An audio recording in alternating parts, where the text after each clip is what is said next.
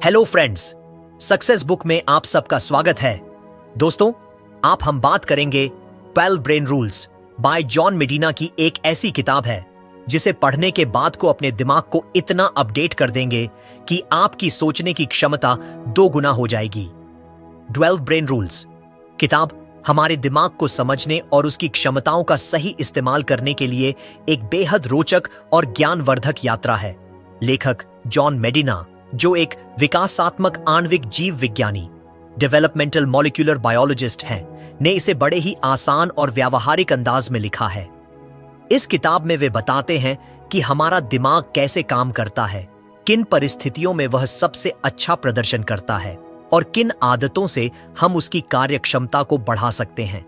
यह कोई सूखी साधारण वैज्ञानिक किताब नहीं है, बल्कि इसमें रोजमर्रा की जिंदगी से जुड़ी मिसालें और दिलचस्प प्रयोग शामिल हैं, जो इसे पढ़ते समय न सिर्फ जानकारी देते हैं बल्कि मनोरंजक भी बनाते हैं।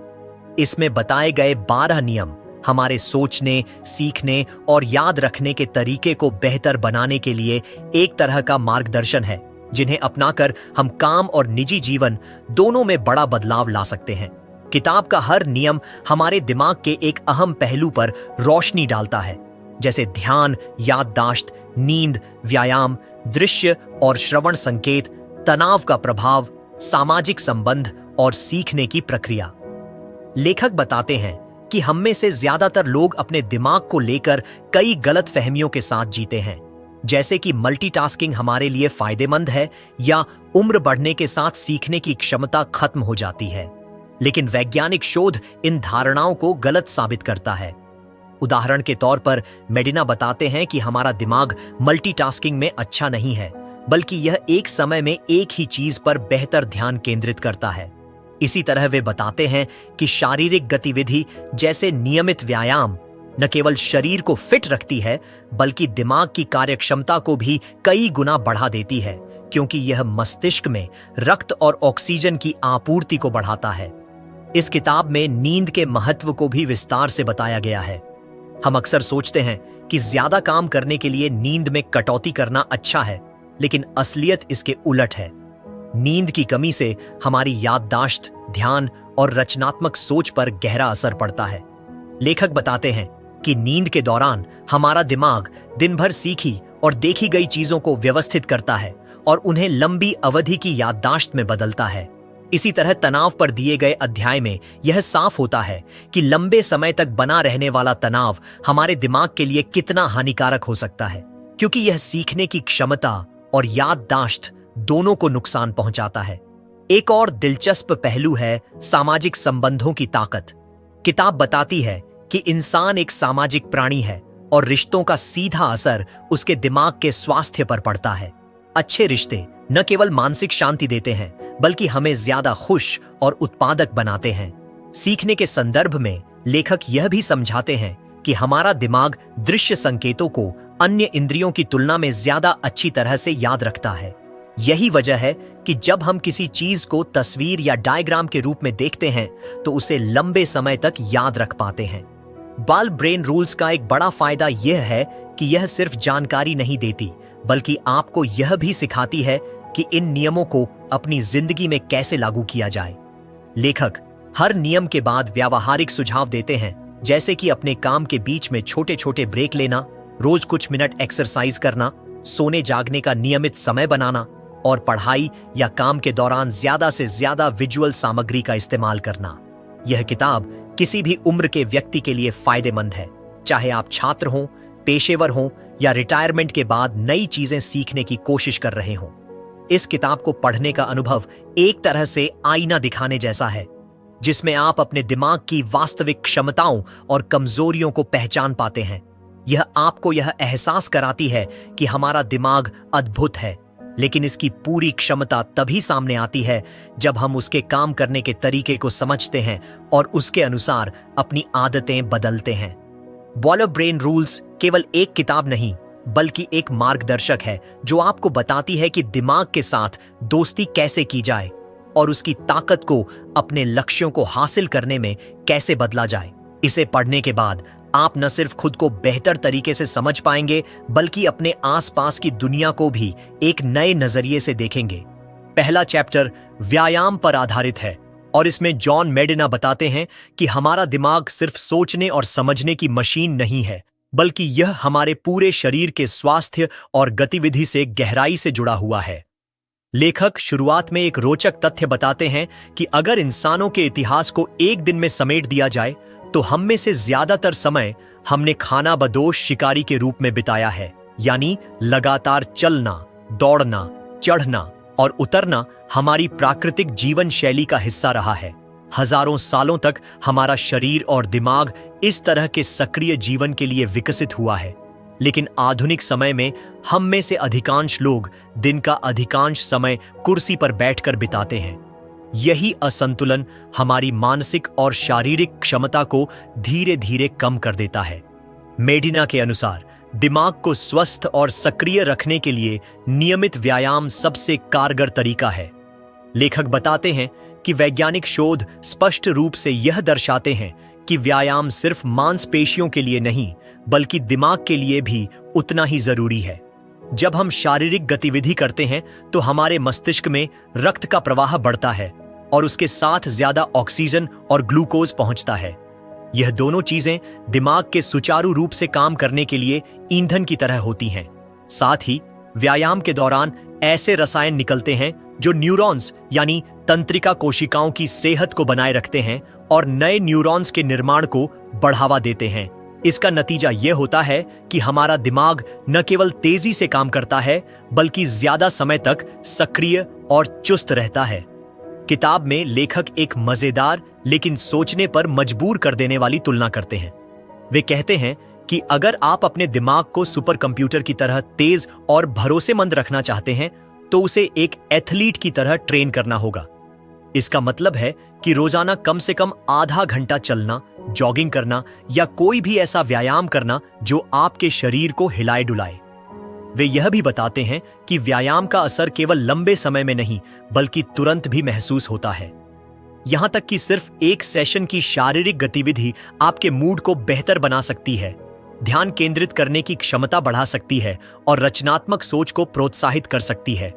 जॉन मेडिना इस बात पर जोर देते हैं कि व्यायाम का दिमाग पर असर उम्र के हर पड़ाव में देखा जा सकता है। स्कूल के बच्चों में नियमित व्यायाम से सीखने और याद रखने की क्षमता में सुधार आता है, जबकि बड़े लोगों में यह कामकाजी दक्षता और समस्या सुलझाने की क्षमता को बढ़ाता है। वृद्धावस्था में भी यह मस्तिष्क को सक्रिय रखकर अल्जाइमर और डिमेंशिया जैसी बीमारियों के खतरे को कम कर सकता है। उन्होंने एक शोध का हवाला दिया जिसमें पाया गया कि जिन बुजुर्गों ने नियमित रूप से पैदल चलना जारी रखा, उनका दिमाग उन लोगों की तुलना में ज्यादा स्वस्थ और बेहतर तरीके से काम करता रहा जो ज्यादातर निष्क्रिय रहते थे। इस चैप्टर में यह भी बताया गया है कि आधुनिक जीवन शैली किस तरह हमारे दिमाग की प्राकृतिक जरूरतों के विपरीत है। हम घंटों ऑफिस में बैठते हैं, कंप्यूटर स्क्रीन पर नजरें गड़ाए रहते हैं और दिन का अधिकांश समय बिना हिले डुले बिता देते हैं। यह आदत न केवल शरीर में बीमारियों का कारण बनती है, बल्कि हमारे दिमाग की कार्यक्षमता को भी धीरे धीरे घटा देती है। लेखक सुझाव देते हैं कि चाहे आपका काम बैठकर करने वाला ही क्यों न हो, बीच बीच में खड़े होकर थोड़ी देर टहलना, स्ट्रेचिंग करना और सीढ़ियों का इस्तेमाल करना जैसे छोटे छोटे बदलाव भी बड़ा असर डाल सकते हैं। मेडिना एक व्यक्तिगत अनुभव भी साझा करते हैं कि जब उन्होंने अपने रोजमर्रा के शेड्यूल में नियमित चलना शामिल किया तो उनकी सोचने की क्षमता और कार्यक्षमता में स्पष्ट सुधार आया। वे मानते हैं कि अगर हम स्कूल और दफ्तरों में लंबे समय तक बैठने की बजाय बीच बीच में चलने या हल्की गतिविधि के अवसर दें तो उत्पादकता और सीखने की क्षमता में भारी वृद्धि हो सकती है। किताब में कई उदाहरणों के साथ यह साबित किया गया है कि व्यायाम सिर्फ दिमाग को बेहतर बनाने का साधन नहीं, बल्कि यह उसके लिए एक तरह का रीसेट बटन है। जब हम तनाव में होते हैं तो हल्का व्यायाम तनाव हार्मोन को कम कर देता है और हमें मानसिक रूप से हल्का महसूस कराता है। यह मूड को स्थिर रखने में मदद करता है, जिससे हम मुश्किल परिस्थितियों में भी संतुलित रह पाते हैं। पहला चैप्टर खत्म होते होते यह बात साफ हो जाती है कि अगर हम अपने दिमाग को उसकी पूरी क्षमता के साथ इस्तेमाल करना चाहते हैं, तो व्यायाम को नजरअंदाज नहीं कर सकते। यह न तो केवल एथलीट्स के लिए है, दूसरे चैप्टर में जॉन मेडिना ध्यान यानी अटेंशन के बारे में बात करते हैं और यह समझाते हैं कि हमारा दिमाग ध्यान कैसे लगाता है, कैसे भटक जाता है और हम इसे बेहतर तरीके से कैसे नियंत्रित कर सकते हैं। वे शुरुआत में ही एक दिलचस्प सच्चाई बताते हैं कि इंसान का ध्यान बहुत ही सीमित समय तक टिकता है। आमतौर पर हम किसी एक चीज पर बिना विचलित हुए सिर्फ लगभग 10 मिनट तक ही पूरी तरह ध्यान केंद्रित कर पाते हैं। उसके बाद हमारा दिमाग अपने आप भटकने लगता है। यही वजह है कि लंबी मीटिंग्स, लेक्चर या किताबें पढ़ते समय हम अक्सर आधी बात मिस कर देते हैं। लेखक कहते हैं कि यह कोई कमजोरी नहीं, बल्कि हमारे दिमाग की स्वाभाविक प्रक्रिया है जो लाखों सालों के विकास के दौरान बनी है। हमारे पूर्वजों के लिए आसपास के माहौल में होने वाले बदलावों को नोटिस करना जरूरी था ताकि वे खतरे से बच सकें, और इसी वजह से हमारा दिमाग हर कुछ मिनट में आसपास के संकेतों की तलाश करता है। मेडिना बताते हैं कि ध्यान लगाने की क्षमता सिर्फ इस बात पर निर्भर नहीं करती कि हम क्या कर रहे हैं, बल्कि इस पर भी कि वह काम हमें कितना रोचक लगता है और उसमें कितनी भावनात्मक जुड़ाव है। जब हम किसी चीज को भावनाओं के साथ जोड़ते हैं, चाहे वह उत्साह हो, डर हो, जिज्ञासा हो या खुशी, तो हमारा दिमाग उस पर ज्यादा समय तक फोकस कर पाता है। इसलिए अगर आप चाहते हैं कि लोग आपकी बात पर ध्यान दें, तो उसमें भावनात्मक तत्व होना चाहिए। यह सिद्धांत सिर्फ अध्यापन में ही नहीं, बल्कि हर उस स्थिति में लागू होता है जहां आप किसी का ध्यान खींचना चाहते हैं, चाहे वह प्रेजेंटेशन हो, कहानी सुनाना हो या किसी को समझाना हो। लेखक एक और महत्वपूर्ण बात बताते हैं, हमारा दिमाग मल्टीटास्किंग में अच्छा नहीं है, बल्कि यह एक समय में केवल एक मुख्य काम पर ही सही तरह से ध्यान दे सकता है। जब हम एक साथ कई काम करने की कोशिश करते हैं, तो हमारा ध्यान हर काम के बीच बार बार स्विच होता है और इससे कार्यक्षमता घट जाती है। उदाहरण के लिए, अगर आप किसी रिपोर्ट पर काम कर रहे हैं और साथ ही मोबाइल नोटिफिकेशन देख रहे हैं, तो हर बार ध्यान बदलने पर आपका दिमाग दोबारा फोकस में आने के लिए समय लेता है। इससे न सिर्फ समय बर्बाद होता है, बल्कि काम की गुणवत्ता भी गिर जाती है। मेडिना यह भी समझाते हैं कि ध्यान आकर्षित करने के लिए नई और अप्रत्याशित चीजें बेहद असरदार होती हैं। हमारा दिमाग स्वाभाविक रूप से उन चीजों पर जल्दी ध्यान देता है जो बाकी माहौल से अलग हों या जिनमें अचानक बदलाव हो। यही कारण है कि हम किसी भी असामान्य आवाज, गंध या दृश्य को तुरंत नोटिस कर लेते हैं। अगर किसी कक्षा में शिक्षक अपनी आवाज का टोन बदलता है या अचानक कोई कहानी सुनाने लगता है, तो छात्रों का ध्यान तुरंत उसकी ओर चला जाता है। यही सिद्धांत कार्यस्थल या अन्य परिस्थितियों में भी काम करता है। यदि आप अपने संदेश को थोड़े अप्रत्याशित तरीके से पेश करें, तो लोग अधिक सतर्क और उत्सुक हो जाते हैं। लेखक एक व्यावहारिक उदाहरण देते हैं कि किस तरह से लोग अपने प्रेजेंटेशन या लेक्चर को 10 मिनट के ब्लॉक्स में बांटकर बेहतर तरीके से ध्यान बनाए रख सकते हैं। इन ब्लॉक्स के बीच में वे कोई छोटा किस्सा, मजेदार तथ्य, सवाल या डेमो शामिल कर सकते हैं, ताकि दिमाग को फिर से ताजगी मिले और वह दोबारा फोकस में आ सके। यह तरीका सिर्फ छात्रों के लिए नहीं, बल्कि प्रोफेशनल मीटिंग्स, ट्रेनिंग और यहां तक कि वीडियो कंटेंट बनाने में भी बेहद कारगर है। चैप्टर में ध्यान और स्मृति के संबंध पर भी चर्चा होती है। मेडिना बताते हैं कि हम वही चीजें ज्यादा याद रखते हैं जिन पर हमने सही समय पर और पर्याप्त ध्यान दिया हो। अगर शुरुआती चरण में ध्यान ही नहीं दिया गया, तो जानकारी दिमाग में ठीक से स्टोर ही नहीं होती और बाद में उसे याद करना लगभग नामुमकिन हो जाता है। इसलिए सीखने या सिखाने की प्रक्रिया में सबसे पहली चुनौती है ध्यान आकर्षित करना और फिर उसे बनाए रखना। तनाव और थकान का ध्यान पर बुरा असर पड़ता है, यह भी लेखक साफ करते हैं। जब हम तनाव में होते हैं, तो दिमाग का एक बड़ा हिस्सा समस्या या खतरे से निपटने में व्यस्त हो जाता है, जिससे बाकी चीजों पर ध्यान देना मुश्किल हो जाता है। इसी तरह पर्याप्त नींद न मिलने पर हमारी एकाग्रता की क्षमता तेजी से घट जाती है।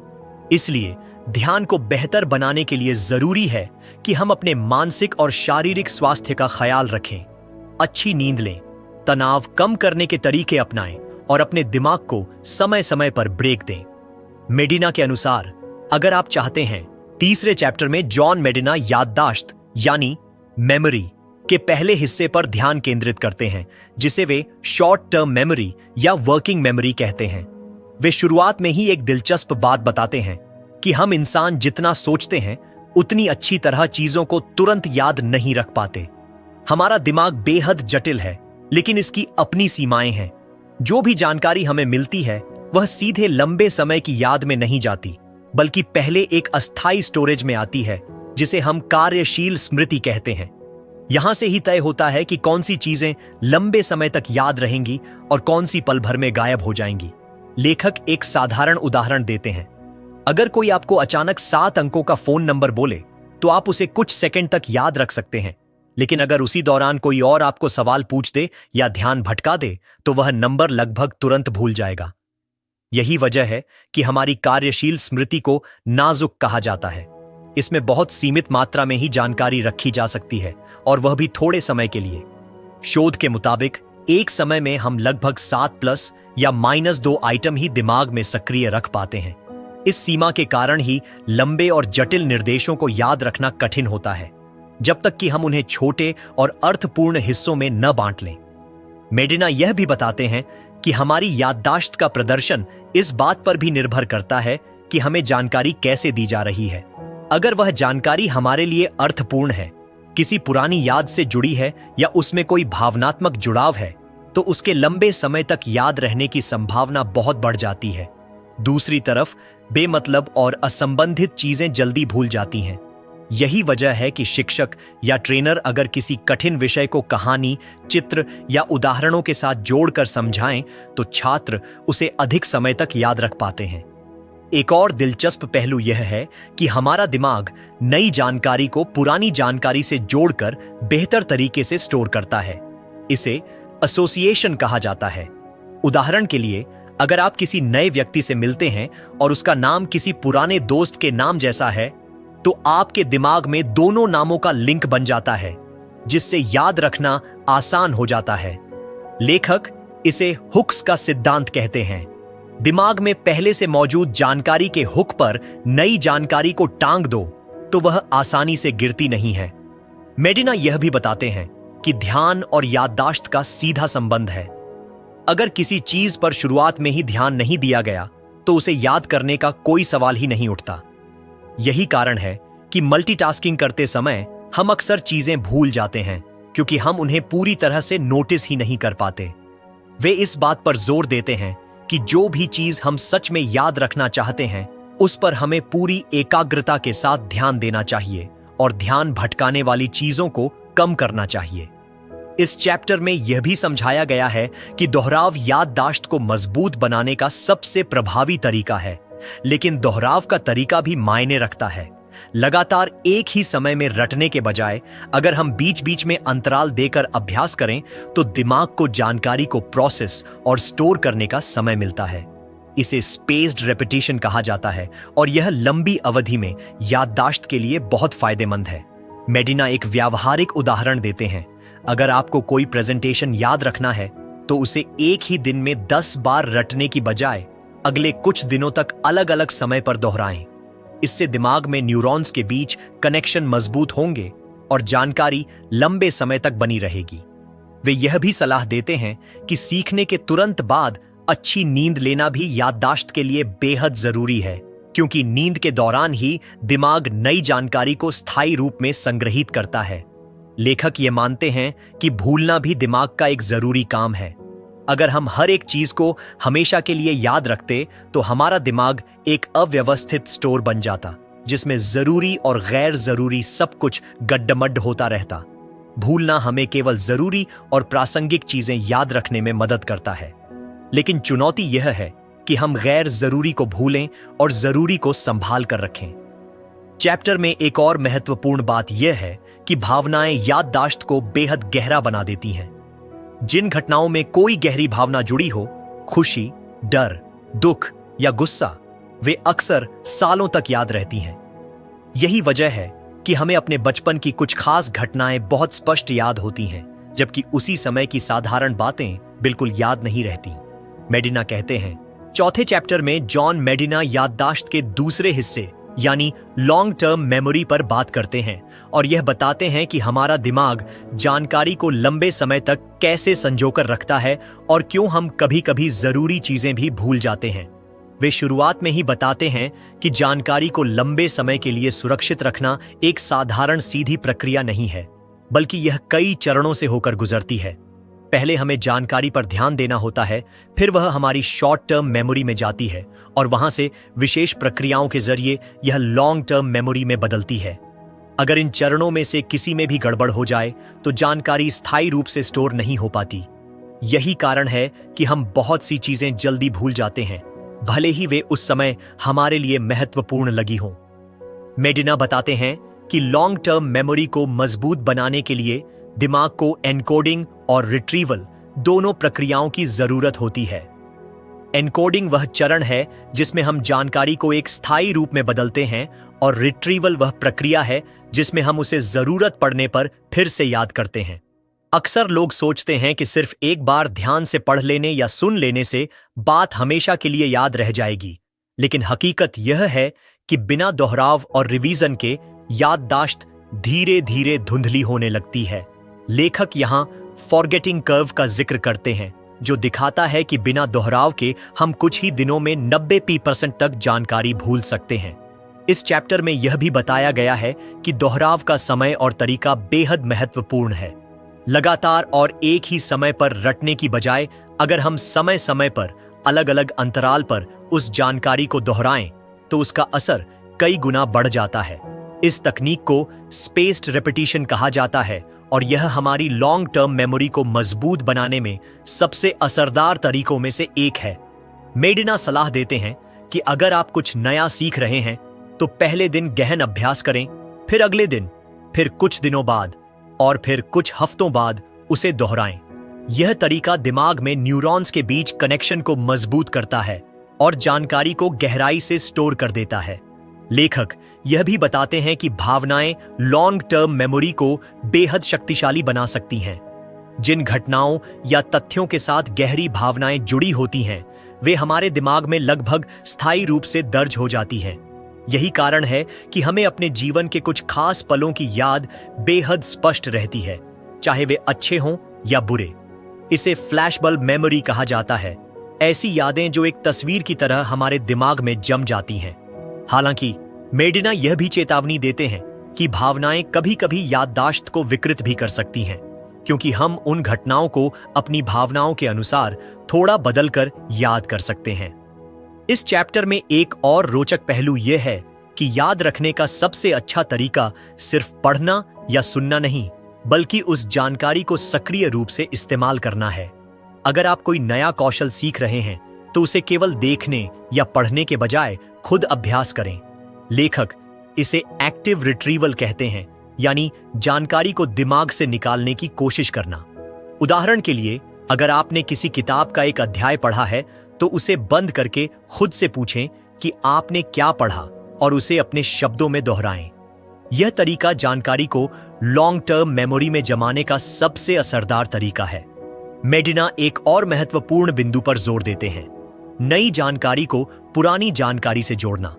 जब हम किसी तथ्य या कौशल को अपने पहले से मौजूद ज्ञान से लिंक करते हैं तो उसे लंबे समय तक याद रखना आसान हो जाता है। यह हमारे दिमाग के लिए एक तरह का मेमोरी मैप बनाता है, जहां नई यादें पुरानी यादों से जुड़कर मजबूत हो जाती हैं। यही वजह है कि अच्छे शिक्षक हमेशा नए विषय को पुराने विषय से जोड़कर पढ़ाते हैं। चैप्टर में यह भी बताया गया है कि पर्याप्त नींद लेना लॉन्ग टर्म मेमोरी के लिए कितना जरूरी है। नींद के दौरान हमारा दिमाग दिन भर सीखी हुई चीजों को प्रोसेस करता है और उन्हें स्थायी रूप से स्टोर करता है। अगर नींद पूरी नहीं होती तो दिमाग को यह प्रोसेस करने का मौका नहीं मिलता और हम जल्दी भूलने लगते हैं। यही कारण है कि परीक्षा से पहले पूरी रात जागकर पढ़ने की बजाय अच्छे से सोना ज्यादा फायदेमंद होता है। लेखक यह भी बताते हैं कि हम जो चीजें बार बार इस्तेमाल करते हैं वे हमारी याददाश्त में और गहरी जड़ें जमा लेती हैं, लेकिन जो जानकारी लंबे समय तक इस्तेमाल नहीं होती वह धीरे धीरे मिटने लगती है। 5वें चैप्टर में जॉन मेडिना बताते हैं कि हमारा दिमाग दृश्य जानकारी को कितनी तेजी और मजबूती से पकड़ता है और क्यों तस्वीरें शब्दों से कहीं ज्यादा प्रभावी होती हैं। वे शुरुआत में ही यह बताते हैं कि हमारी इंद्रियों में से सबसे ज्यादा प्रभावशाली इंद्रिय हमारी आंखें हैं। हम जो कुछ भी सीखते हैं या याद रखते हैं उसका एक बड़ा हिस्सा किसी न किसी रूप में दृश्य संकेतों से जुड़ा होता है। जब हम किसी चीज को देखते हैं तो हमारा दिमाग उसे कई अलग अलग हिस्सों में तोड़कर प्रोसेस करता है, रंग, आकार, गहराई, गति, और फिर उन्हें मिलाकर एक पूरी तस्वीर बनाता है। यह प्रक्रिया इतनी तेज होती है कि हम अक्सर यह सोच भी नहीं पाते कि दिमाग ने यह सब कैसे किया। मेडिना एक रोचक तथ्य बताते हैं कि अगर आप किसी को केवल शब्दों में कोई जानकारी दें तो 3 दिन बाद वह उसका केवल लगभग 10% याद रख पाएगा, लेकिन अगर उसी जानकारी के साथ एक प्रासंगिक तस्वीर भी जोड़ दी जाए तो याददाश्त 35% तक बढ़ जाती है। यह पिक्चर सुपरियॉरिटी इफेक्ट कहलाता है। इसका मतलब है कि हमारा दिमाग दृश्य चीजों को न केवल जल्दी पकड़ता है बल्कि उन्हें लंबे समय तक संभाल कर भी रखता है।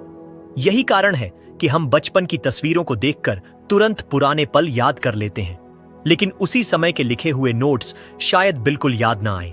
इस चैप्टर में वे यह भी समझाते हैं कि हमारी शिक्षा और पेशेवर जीवन में इस सिद्धांत का सही इस्तेमाल बहुत कम होता है। स्कूल और ऑफिस में ज्यादातर जानकारी केवल शब्दों के जरिए दी जाती है, पाठ्य पुस्तकें, लेक्चर, रिपोर्ट्स, जबकि अगर इन्हें विजुअल सामग्री के साथ पेश किया जाए तो असर कई गुना बढ़ सकता है। अच्छे शिक्षक, डिजाइनर और प्रेजेंटर जानते हैं कि तस्वीरें, चार्ट, डायग्राम और वीडियो न सिर्फ ध्यान खींचते हैं बल्कि जटिल अवधारणाओं को भी सरल और यादगार बना देते हैं। मेडिना यहाँ एक दिलचस्प प्रयोग का जिक्र करते हैं जिसमें प्रतिभागियों को अलग अलग तरीकों से जानकारी दी गई। एक समूह को केवल टेक्स्ट दिया गया, दूसरे को टेक्स्ट और तस्वीर दोनों, और तीसरे को सिर्फ तस्वीरें। नतीजे चौंकाने वाले थे। जिन्होंने तस्वीरों के साथ जानकारी देखी वे कई दिनों बाद भी उसे अधिक स्पष्ट और सही तरीके से याद रख पा रहे थे, जबकि केवल टेक्स्ट पढ़ने वालों का प्रदर्शन सबसे कमजोर था। यह इस बात का सबूत है कि हमारा दिमाग मूल रूप से विजुअल मशीन है। वे यह भी बताते हैं कि दृश्य जानकारी को प्रभावी बनाने के लिए सिर्फ कोई भी तस्वीर लगाना काफी नहीं है। तस्वीर प्रासंगिक होनी चाहिए ताकि वह सीधे उस संदेश या जानकारी से जुड़ सके जिसे हम संप्रेषित करना चाहते हैं। अप्रासंगिक तस्वीरें ध्यान तो खींच सकती हैं, लेकिन वे संदेश को धुंधला भी कर सकती हैं। इसका मतलब है कि प्रेजेंटेशन बनाते समय या सीखने के लिए सामग्री तैयार करते समय हमें सोच समझकर ऐसे विजुअल चुनने चाहिए जो विषय को मजबूत करें। मेडिना एक और दिलचस्प पहलू पर रोशनी डालते हैं। दिमाग चित्रों को स्टोरी के रूप में ज्यादा आसानी से याद रखता है। अगर कोई चित्र किसी कहानी का हिस्सा है या उसमें भावनात्मक तत्व हैं, तो वह और भी गहराई से याद रहता है। उदाहरण के लिए, सिर्फ एक पेड़ की तस्वीर दिखाने की बजाय अगर आप उस पेड़ के नीचे खेलते हुए बच्चों का दृश्य दिखाएं, तो दिमाग न केवल पेड़ को याद रखेगा बल्कि उस पूरे दृश्य को एक अनुभव के रूप में स्टोर करेगा। यही कारण है कि विज्ञापन अक्सर भावनात्मक कहानियों के साथ मजबूत विजुअल इस्तेमाल करते हैं। इस चैप्टर में यह भी बताया गया है कि हमारे दिमाग के विजुअल प्रोसेसिंग एरिया का विकास बहुत लंबे समय में हुआ है, क्योंकि हमारे पूर्वजों के लिए देखना और पहचानना जीवित रहने का सबसे जरूरी कौशल था। वे जंगल में खाने पीने की चीजें खोजने, शिकारी जानवरों से बचने और अपने रास्ते को पहचानने के लिए लगातार विजुअल संकेतों पर निर्भर रहते थे। यही क्षमता आज भी हमारे दिमाग में बेहद गहराई से बसी हुई है, भले ही हम अब जंगल में नहीं रहते। मेडिना यह सलाह देते हैं कि अगर हम किसी को कुछ सिखाना या समझाना चाहते हैं तो हमें शब्दों के साथ हमेशा प्रासंगिक और असरदार विजुअल जोड़ने चाहिए। यह न केवल सीखने को तेज बनाता है बल्कि लंबे समय तक याददाश्त को मजबूत करता है। वे यहां तक कहते हैं कि अगर आपको कोई विचार किसी के दिमाग में गहराई से बैठाना है तो उसे देखने लायक बना दीजिए, क्योंकि दिमाग तस्वीरों को ज्यादा वफादारी से और लंबे समय तक संभाल कर रखता है। चैप्टर के अंत में वे यह भी चेतावनी देते हैं कि विजुअल का इस्तेमाल करते समय सावधानी जरूरी है। बहुत ज्यादा तस्वीरें या अत्यधिक सजावट मुख्य संदेश से ध्यान भटका सकती हैं। हमारा दिमाग एक अद्भुत मशीन है, लेकिन यह मशीन तब सबसे अच्छे तरीके से काम करती है जब हम उसे सही मात्रा में आराम और नींद देते हैं। कई लोग सोचते हैं कि नींद सिर्फ शरीर के आराम के लिए होती है, लेकिन सच तो यह है कि नींद का सबसे गहरा असर हमारे दिमाग पर पड़ता है। जब हम सोते हैं तो हमारे मस्तिष्क में ऐसे कई प्रोसेस होते हैं जो जागते समय संभव नहीं होते। नींद के दौरान हमारा दिमाग दिन भर की जानकारी को प्रोसेस करता है, उसे व्यवस्थित करता है और अनावश्यक यादों को हटा देता है। यह प्रक्रिया हमें अगले दिन बेहतर सोचने, सीखने और निर्णय लेने में मदद करती है। अगर हम नींद की कमी से जूझते हैं तो इसका सीधा असर हमारी सोच, एकाग्रता, मूड और यहां तक कि हमारी शारीरिक सेहत पर भी पड़ता है। नींद हमारे शरीर की प्राकृतिक जैविक घड़ी के हिसाब से काम करती है, जिसे सर्केडियन रिदम कहा जाता है। यह रिदम हमारे सोने और जागने के समय को नियंत्रित करता है और हमारे शरीर में हार्मोन के स्तर, शरीर का तापमान और ऊर्जा के स्तर को संतुलित रखता है। अगर हम इस रिदम को बार बार बिगाड़ते हैं, जैसे रात देर तक जागना, अनियमित समय पर सोना या नींद पूरी न करना, तो यह हमारी मानसिक क्षमता को धीमा कर देता है। नींद के अलग अलग चरण होते हैं, जिनमें से डीप स्लीप और REM sleep, rapid eye movement, सबसे महत्वपूर्ण है। डीप स्लीप में हमारा शरीर मरम्मत का काम करता है, जबकि REM स्लीप में हमारा दिमाग रचनात्मकता, भावनाओं और याददाश्त को मजबूत करता है। वैज्ञानिक अध्ययनों ने दिखाया है कि अगर हम नींद पूरी नहीं करते तो हमारी याद रखने की क्षमता, समस्या हल करने की क्षमता और ध्यान केंद्रित करने की क्षमता कम हो जाती है। उदाहरण के तौर पर, अगर आप परीक्षा की तैयारी कर रहे हैं और पूरी रात पढ़ाई करते हैं लेकिन सोते नहीं, तो अगले दिन आपका दिमाग सीखी हुई जानकारी को सही से याद नहीं रख पाएगा। दूसरी तरफ, अगर आप पर्याप्त नींद लेते हैं तो आपका दिमाग सारी जानकारी को मजबूत तरीके से स्टोर कर लेता है।